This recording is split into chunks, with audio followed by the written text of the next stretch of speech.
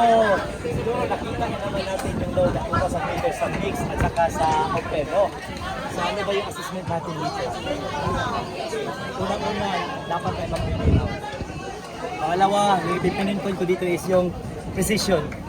No? Pag-call ng drummer na power longs, bigay lahat, reaction tayo. Ando na yun, kitang-kita, ando na yun. Meron ba huminto? Wala. Wala. Sayang kung huminto tayo. Sayang kung may isa sa atin na huminto. Pabigat na yun. Walang hihinto. Tuloy na. Ha? Okay. So, yung i-workout natin yun. Parang minute tayo sa turn. Intimidate sa alon. Intimidate sa kaya sa engine dapat. Mga engine dapat. Yung mag-bill out dapat sa engine. Ha? Yung sa 5 to 7 na rules, isa lang sa inyo, 5 to 7 seat, isa lang sa inyo mag-bill out. Isa lang, hindi mag-sacrifice lahat, ha? Isa lang yung mag-bill out. Kitang-kita, pumasok yung tubig, di ba? Pero ngayong hapon, kakalma na to for sure, mga around 2 p.m. or 3 p.m. Sa ngayon, rafa yung water.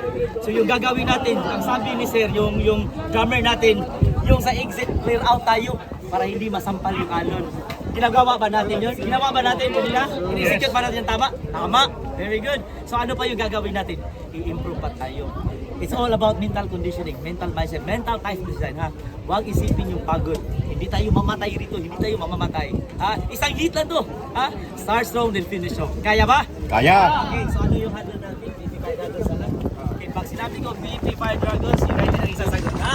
Okay, ready? 1, 2, 3! BP5 Dragons! United!